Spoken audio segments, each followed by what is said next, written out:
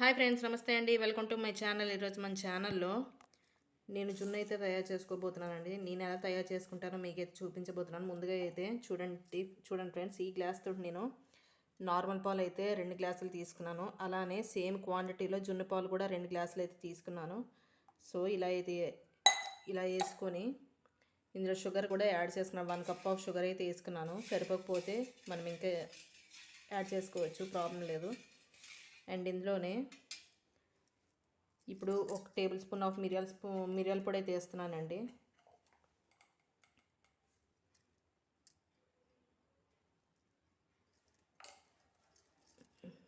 Table spoon అవసరం లేదండి, 1/2 table spoon అయినా చాలు, ఎందుకంటే ఘాటు ఎక్కువ వచ్చేస్తుంది కదా. సో ఈ విధంగా వేసుకున్నాను.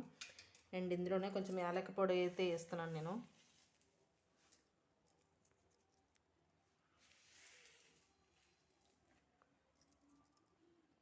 సో ఇవన్నీ బాగా మిక్స్ అయ్యేలాగా అయితే ఒకసారి కలుపుకోవాలి.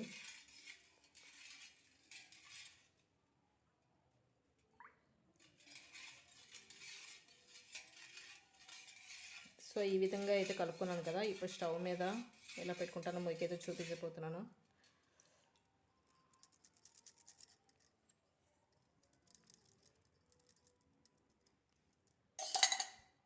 సో చూడండి, పాలు అయితే మిక్స్ చేసుకున్నాం కదా, ఆ తప్పేలు అయితే ఇందులో పెట్టాలి. సో ఇలా పెద్ద తప్పేలు తీసుకొని కొంచెం వాటర్ అయితే నింపుకున్నాను.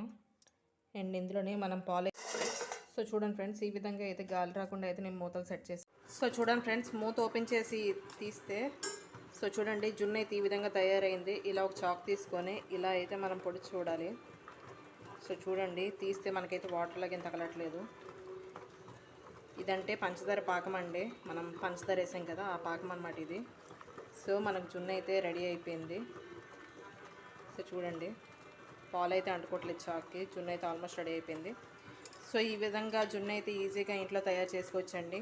నా వీడియో మీకు నచ్చినట్టయితే లైక్ చేయండి, షేర్ చేయండి and subscribe my channel friends.